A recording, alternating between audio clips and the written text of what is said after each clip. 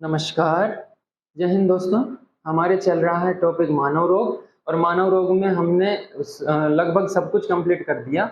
आज हम एक छोटा सा टॉपिक उठाते हैं, संक्रामक रोग कौन से होते हैं और असंक्रामक रोग कौन से होते हैं। मतलब संक्रामक में कौन सी बीमारियां आती हैं, असंक्रामक में कौन सी बीमारियां आती हैं, उन चीजों के बारे में अपन देख लेते हैं। संक्रामक रोग कौन से होते हैं तो अपन देखते हैं। अब आज हम बात करेंगे संक्रामक रोग और असंक्रामक रोग। संक्रामक और एक तरफ अपन ले लेंगे असंक्रामक। संक्रामक रोग वे रोग होते हैं जो किसी के कांटेक्ट में आने से या एक से दूसरे में फैलते हैं, वो संक्रामक होते हैं। जो किसी को छूने या फिर खांसने छींकने, इन सब में जो बीमारियां होती हैं वो सब संक्रामक में आएगी। ठीक है, तो अपन देखें, जैसे बात कर लेते हैं एग्जाम्पल किसमें। डेंगू है, हैजा, चेचक, छोटी माता, small pox, hepatitis, influenza, malaria, खसरा, प्लेग, टाइफाइड, और अगर अपन बात करें जैसे स्वाइन फ्लू है, स्वाइन फ्लू, कोरोना, जो अभी लेटेस्ट जिन्होंने सबके मुंह ठकवा दिए थे वो कोरोना। ये जो लगभग आदि जितनी भी बीमारियां आती है जो कांटेक्ट में आने से या छींकने खांसने से जो भी फैलती हैं वो सब संक्रामक में आ जाएगी। संक्रामक रोग वे रोग होते हैं जो एक से दूसरे में फैलते हैं।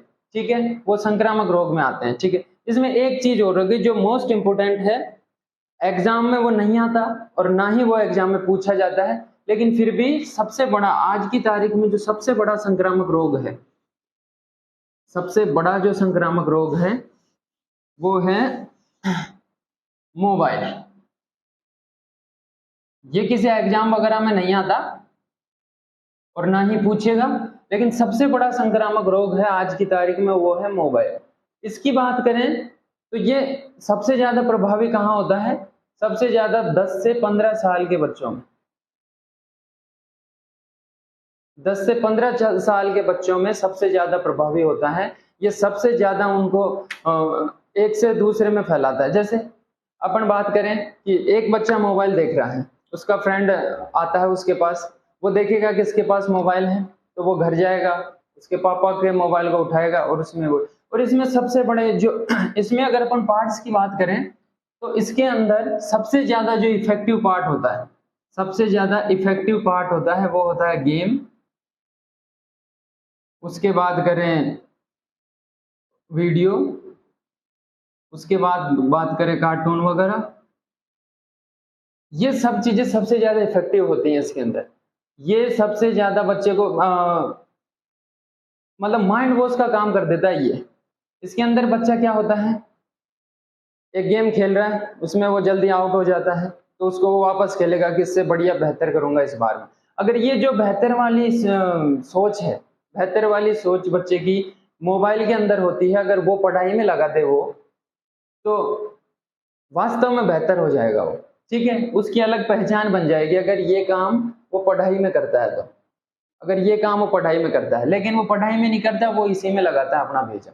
तो सबसे बड़ा संक्रामक रोग है मोबाइल। और ये पिछले पिछले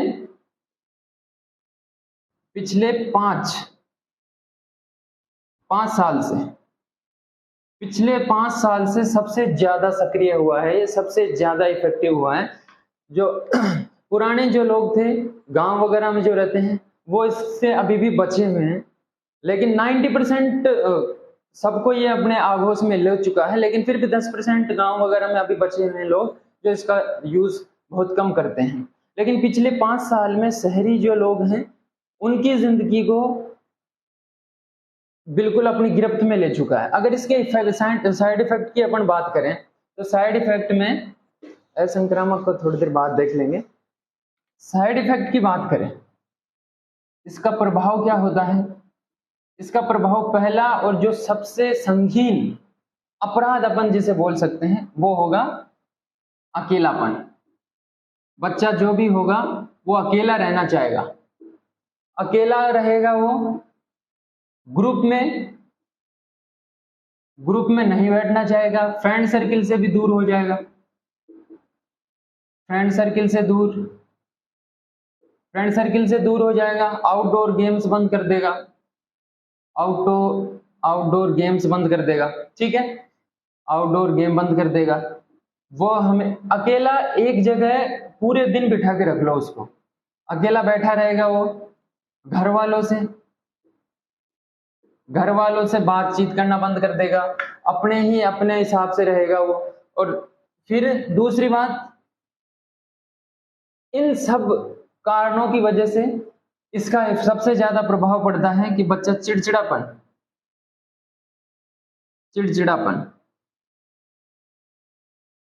आ जाएगा, गुस्सा बहुत ज्यादा आने लग जाएगा। ये इसके इफेक्ट हैं, गुस्सा बहुत ज्यादा आने लग जाएगा। और हर बात पे, छोटी सी भी बात अगर अपन उसको उसकी समझदारी के लिए बोलेंगे तो वो सबसे उस पे गुस्सा करेगा वो कि आप मुझे क्यों बोल रहे हो, ये सब चीजें। तो सबसे ज्यादा जो आज की तारीख में जो संक्रामक रोग है वो है मोबाइल। तो इससे जितना बच के रहें। अगर इसके इलाज की अपन बात करें, इसका इलाज भी है, ऐसी कोई बात नहीं कि इसका इलाज नहीं है, तो इसके इलाज की बात हम बाद में करेंगे, ठीक है। तो ये तो होगी संक्रामक रोग की। जो सबसे ज्यादा आज की तारीख में जो संक्रामक रोग है वो है मोबाइल, और इसे जितना हो सके अपने बच्चों को बचाने की कोशिश करें, क्योंकि अगर ये एक बार इसकी लत लग गई, इसकी लत लगती है, इसकी लत, अगर इसकी लत एक बार किसी बच्चे को लग गई तो वो फिर उसको नहीं छोड़ सकता, ठीक है। तो ये तो हो गई अपनी संक्रामक। एग्जाम में नहीं पूछता ये, लेकिन अपने डेली रूटीन में सबसे ज्यादा काम आने वाली ये चीज है, ठीक है। इसके बाद हम बात करें असंक्रामक। संक्रामक हो गए असंक्रामक।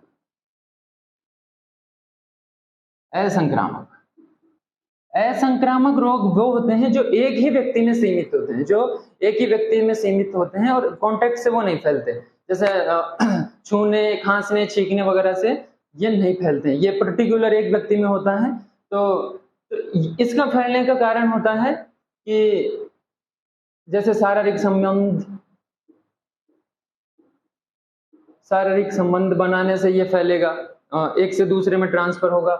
या फिर हम बात करें ब्लड, अगर खून अपन डोनेट करते हैं और उसके अंदर अगर हमारे अंदर कोई बीमारी है तो वो दूसरे में ट्रांसफर हो जाएगी। इस वजह से ये एक से दूसरे में फैलता है, किसी के कांटेक्ट वगैरह से ये आपस में नहीं फैलता है, ठीक है। इनकी बात करें तो इनमें कौन कौन से आते हैं, इनमें आएंगे जितने भी अपन प्रोटीन, विटामिन और जितने भी आनुवांशिक रोग हैं, हम सारी चीजें पढ़ चुके हैं। जितने भी आनुवांशिक रोग हैं वो सब असंक्रामक रोग में आते हैं, क्योंकि ये पर्टिकुलर अगर पेरेंट्स में है तो बच्चों में आएंगे, ठीक है। ये एक दूसरे को छूने या साथ रहने वगैरह से नहीं फैलता है, ठीक है। इसके अंदर भी एक सबसे बड़ा और घर तोड़ू जिसे हम बोल सकते हैं वो असंक्रामक रोग है, और उसका नाम है शक। नाम तो सुना ही होगा, शक, या जिसे हम बोलते हैं वहम। शक या वहम, ये ऐसा रोग है, अगर किसी बंदे को ये वाला शक या वहम वाला रोग लग जाता है तो वो खुद की तो लाइफ खराब करता ही है, लेकिन जिस सामने वाले पे उसे शक है या उसके ऊपर वहम है, वो उसकी भी जिंदगी खराब करने की पूरी कोशिश करता है। अगर इसकी अपन डिस्क्राइब की बात करें, थोड़ा सा इस पे हम चर्चा करें, आओ देखते हैं।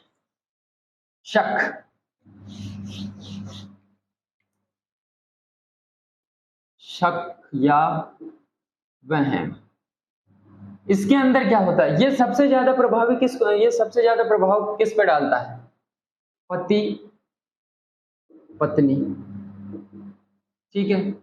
अगर हम बात करें GF BF, ठीक है। और अगर अपन बात करें तो ये फैमिली में भी ये प्रभावी होता है, शक या वहम वाला।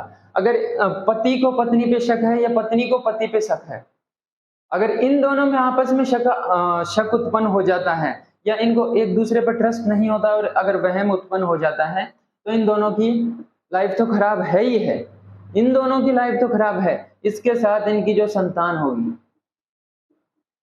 संतान होगी उसकी भी जिंदगी खराब है, क्योंकि ये इससे नहीं बोलेगा, ये इससे नहीं बोलेगा, ये इसको सुनाएगा, ये इसको सुनाएगा, ठीक है। और इन दोनों की बातें सुन के ये बच्चा इनके जैसा बन जाएगा, ठीक है। तो ये जो GFBF का सेम सिस्टम है अपने पति पत्नी वाला। अगर फैमिली में भाई को भाई पे शक हो जाता है या अगर भाई को भाई पे शक हो जाता है या फिर अपनी फैमिली में किसी और पे शक हो जाता है तो वो पूरी फैमिली ही धीरे धीरे खत्म हो जाएगी, ठीक है। तो अगर अपन बात करें शक की तो इसको भी दूर करने का तरीका है, लेकिन उसकी भी हम बाद में बात करेंगे। तो इस चीज से ये एक बंदे में होता है, ये छूने या साथ बैठने से नहीं फैलता, लेकिन अगर ये बीमारी लंबी चलती है, अगर ये शक वाली बीमारी अगर लंबी चलती है तो ये फिर फैलना शुरू हो जाती है। अगर ये बीमारी लंबी चलती है और इसका निवारण नहीं होता है तो ये फिर एक से दूसरे में भी फैलना शुरू कर देती है, अगर इसका समय पे निवारण नहीं होता है। तो अपने को जितना बचना होगा इससे पहले हम बचने की पूरी कोशिश करेंगे।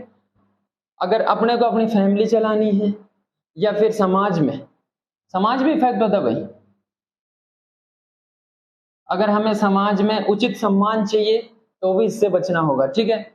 अगर इसके इलाज की बात करें तो जो मोबाइल और जो वहम वाला जो दोनों बीमारियां हैं, अगर इनके इलाज की अगर इनका इलाज चाहिए तुमको तो ये चीज तुम मुझे कमेंट में बता देना।